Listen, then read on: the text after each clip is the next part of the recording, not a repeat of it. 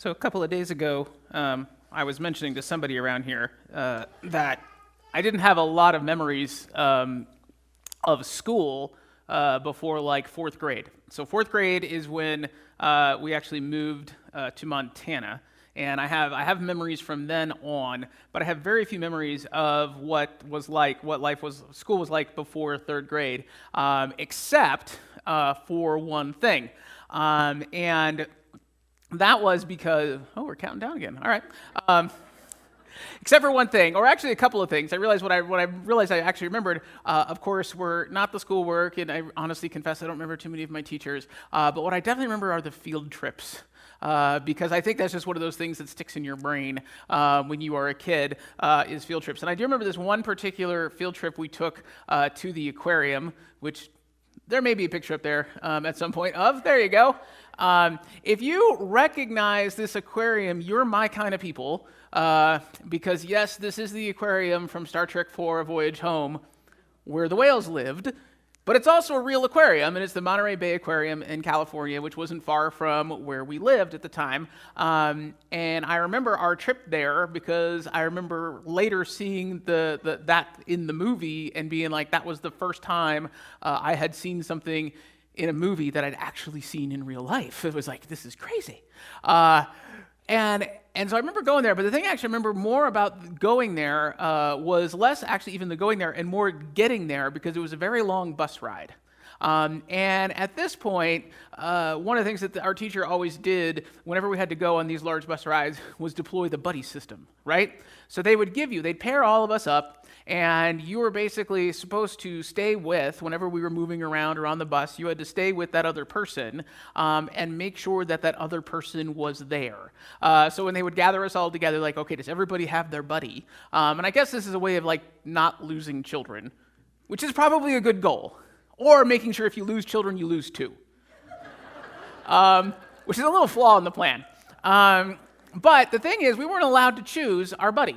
And she would come up with different ways. Sometimes she would order us by height, and you would just go whoever's next to you, or different ways to mix it up so that your buddy couldn't be your friend necessarily unless you got really lucky. And so there's always this moment, that tense moment right before we would get ready to go, like who's gonna be my buddy? Who am I gonna get stuck with sitting next to, right, on a bus for an hour?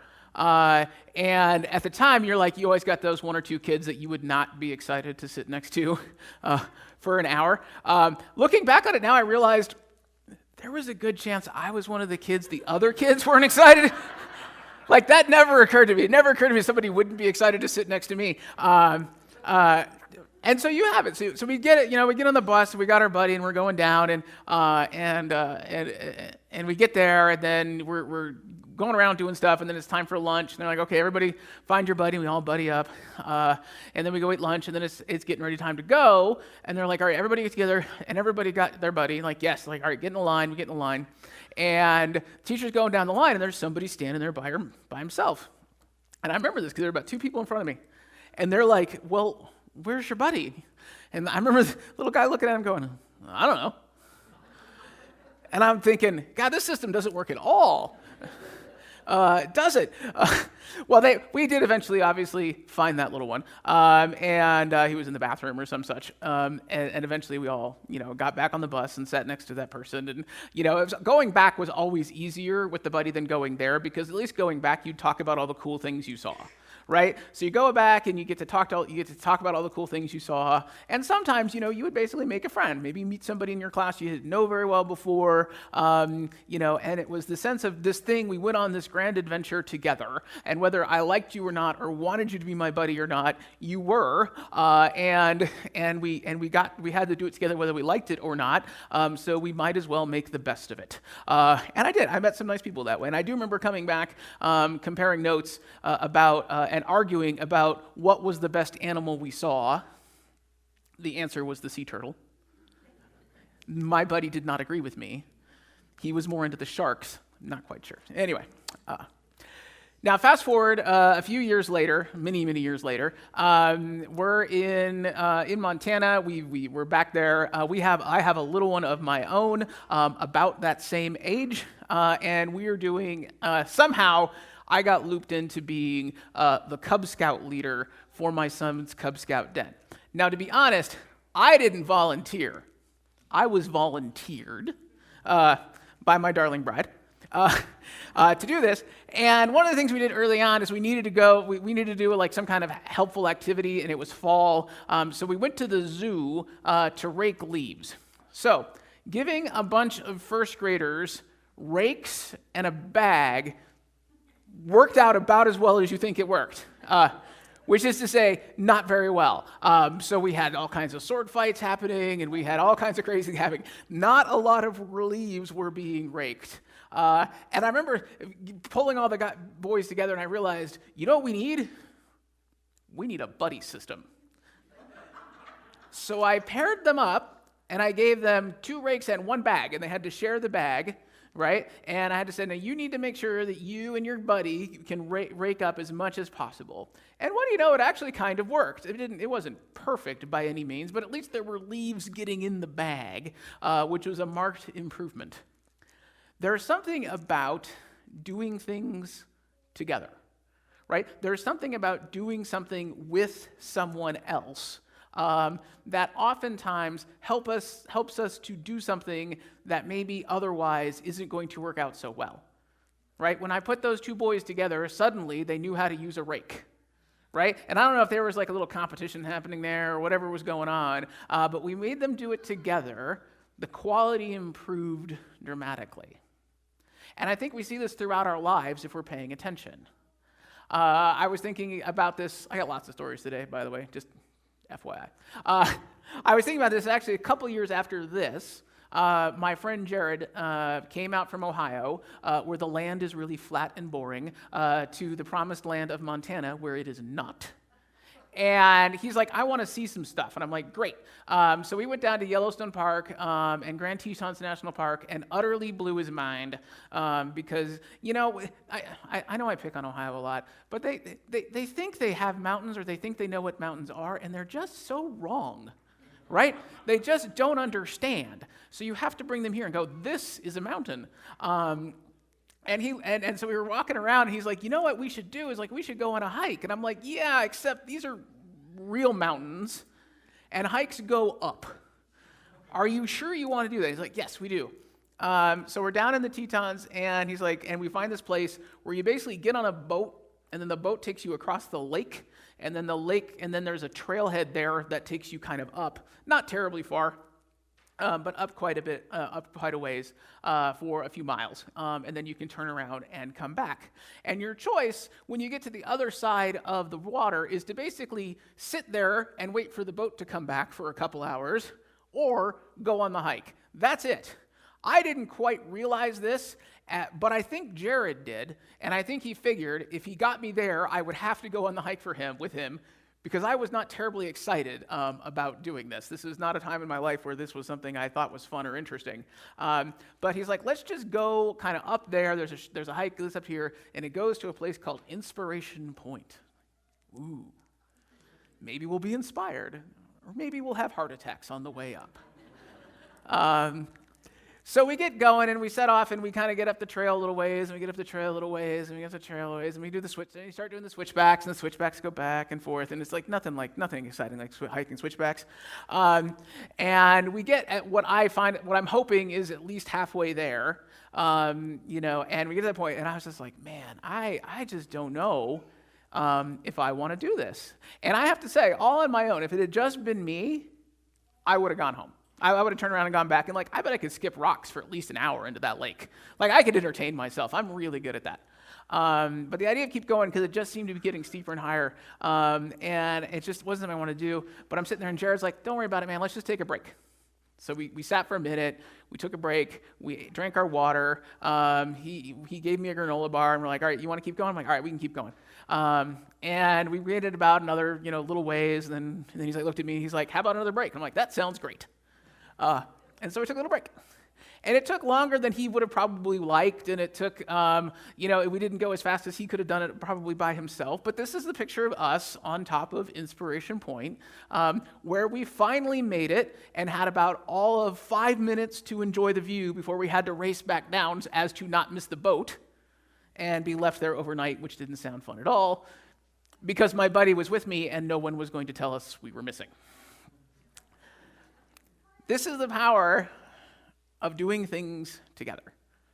This is the power of having somebody to do something with, right? The truth is, the secret to doing hard things in life, more often than not, is to make sure that we're not doing them alone.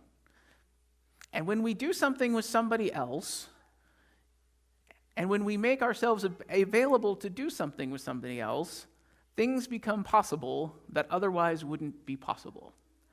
And what I've noticed is that if you look back behind a lot of the things that have happened in the world, if you look back behind, people that you admire or people who seem to have done great things, you will always find that the great thing that they did, they almost never did alone. There was almost always somebody else there. Last week we talked about the Wright Brothers, and the truth is the Wright Brothers could not do what they did if for not both of them. One or the other of them could not have done it on their own. And in fact, the Wright Brothers, I was listening to a couple podcasts about it, the Wright Brothers actually have a very, very interesting relationship that goes far beyond kind of like normal brothers. And you can find some things where they were writing letters to each other, notes to each other, and apparently they liked to bicker a lot, and they liked to get into little tiffs a lot, but at the end of the day, they recognized that the relationship was important, and they found ways to compromise and found ways to keep going at what they were doing, and there was many moments where one of them would get tired and the other one would go no, or one of them would kind of run into a problem and the other one would have the solution. We basically don't get the airplane if not for both of them. And the truth is the same for us too today. I like to talk a lot about John Wesley because I really like John Wesley. I have most of his writings in my office. And one of the things that I have in my office is, I mentioned before, is I have a collection of all of his letters because people saved all of his letters. Well, most of his letters. But all the letters I have in these 8 volumes. And some of them they're fun to read, but the biggest person that you see him corresponding with, the thing that basically every 4th letter is a letter to his brother Charles. And so while we remember John Wesley, and I remember John Wesley, and I like to talk about John Wesley because he's the one who wrote the sermons, and he's the one, who did a lot of that stuff and wrote down all the rules and all the governance and everything like that and really kind of shaped the church, and is the one that's remembered for that. We don't get the church and we don't get the Methodist movement as we know it, and we don't get it without Charles. Because while what Charles is remembered for mostly is writing hymns, he wrote about 3,000 in his lifetime. He was very prolific.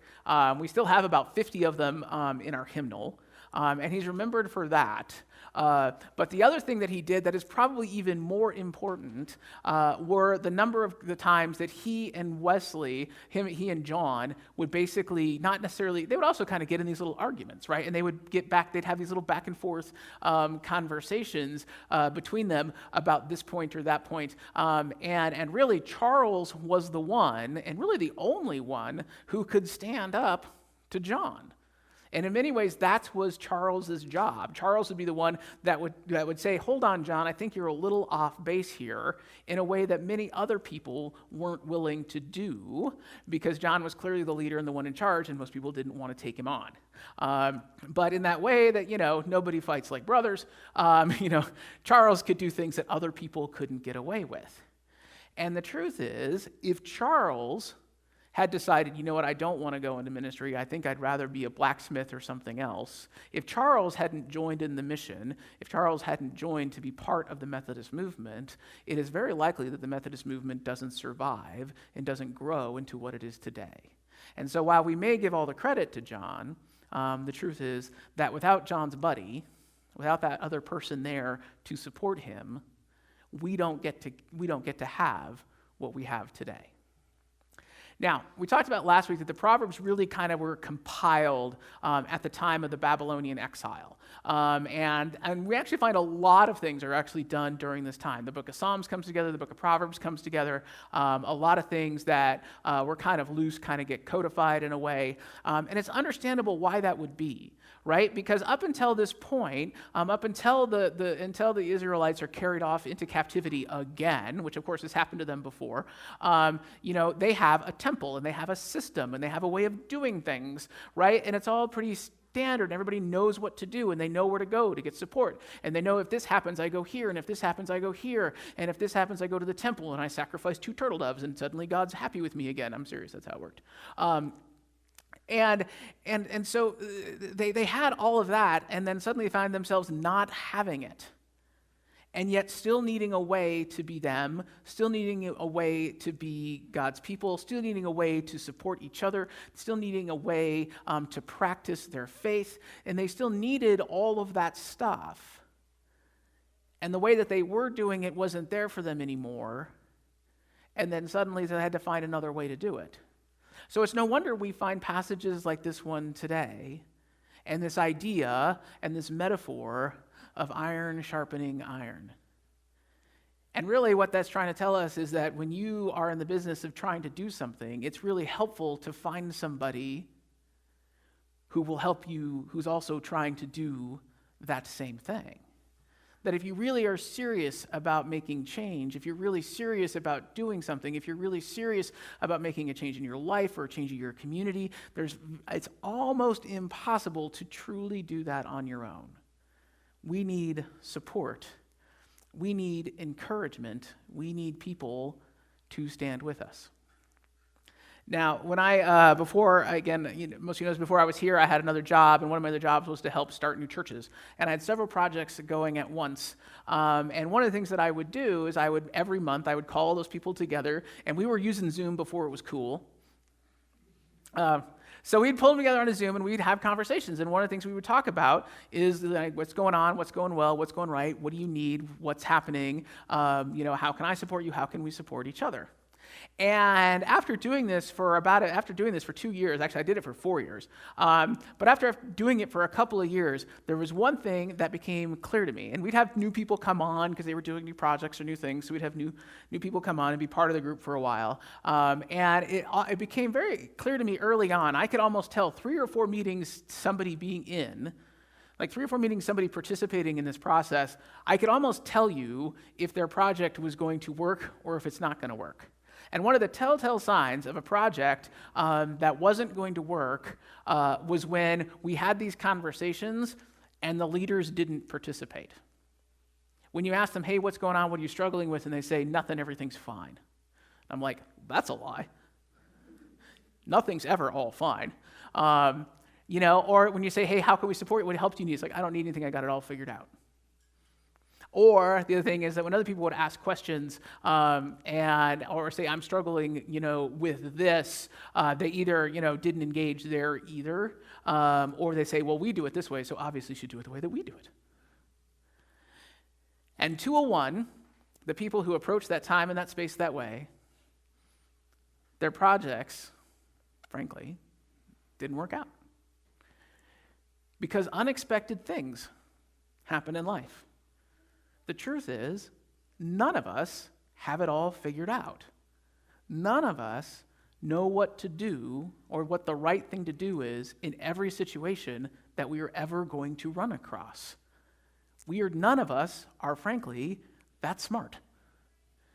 But what happens when you decide to do something not by yourself but with somebody else?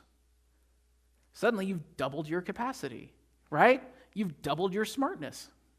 That's probably still not enough even for me, but hey.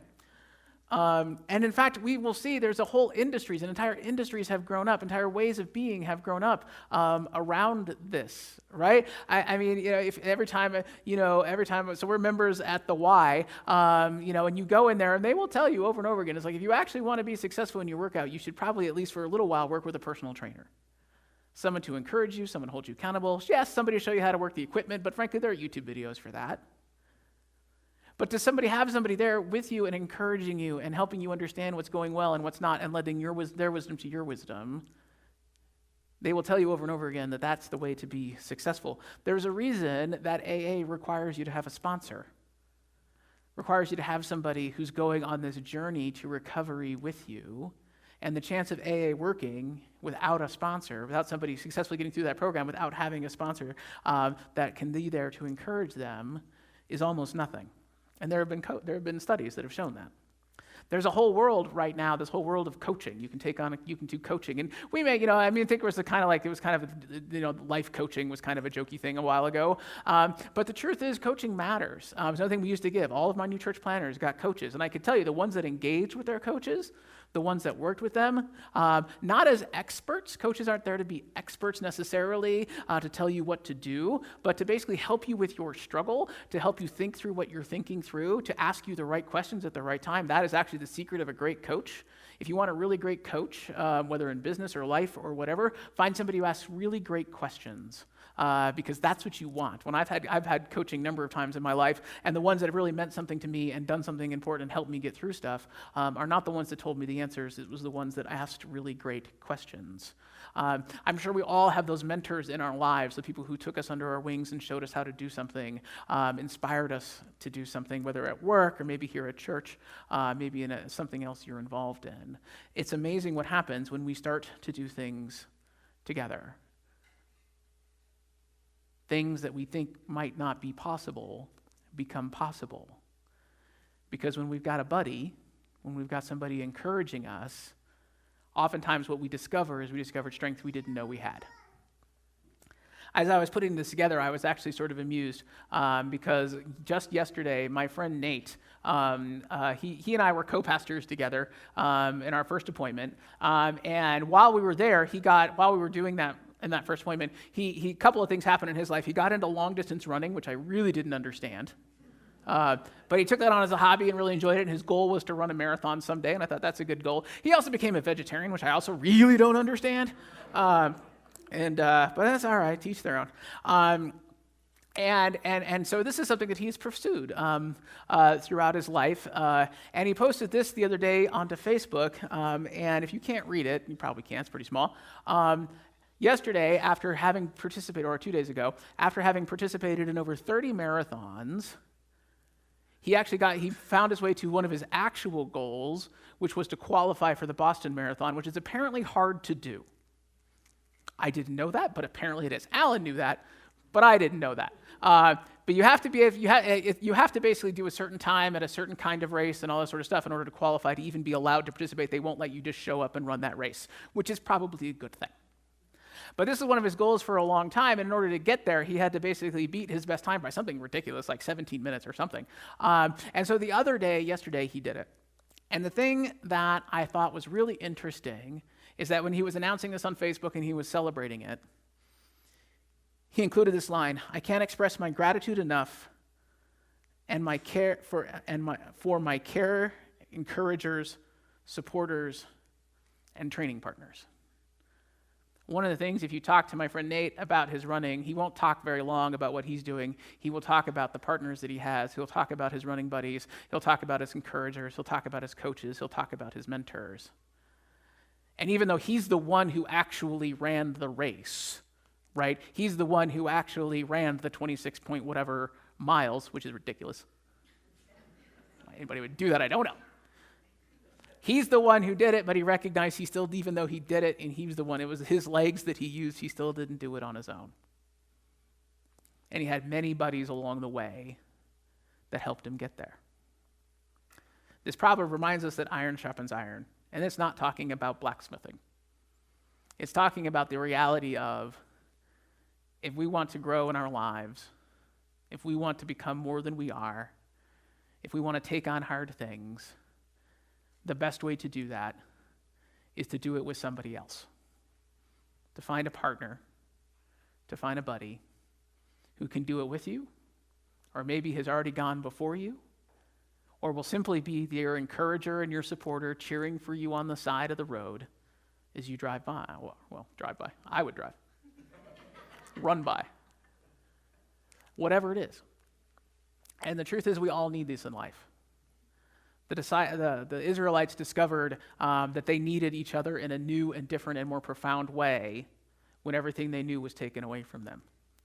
But we don't have to wait for those sorts of moments.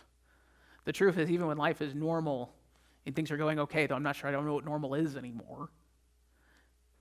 Anytime we want to do something new, anytime we want to be better, anytime we want to be happier or a little more joyful, how wonderful it is to be around others who also want to be happy and a little more joyful or reach that goal that we are setting for ourselves. The very first person, Genesis chapter 1 tells us, chapter 2, was Adam. And it was not good for Adam to be alone. So he was given a partner. We've all been given partners in life. Maybe a spouse, maybe a friend, maybe that personal trainer that we pay to beat up on us. Whatever it is. And sometimes we are called to be somebody else's partner. Sometimes we're the one who has done the hard thing and have the opportunity to be somebody else's buddy who's trying to do that hard thing themselves. Because we all need a buddy now and then. And not just to help keep us from getting lost or to make sure we get on the right bus, but to help us to make sure we live the life that we are called to live. So let us each be grateful for the buddies we have in our lives, those who've encouraged us and supported us and coached us and mentored us into being the people we are today. And let us remember that we are often called to do that for others. Amen.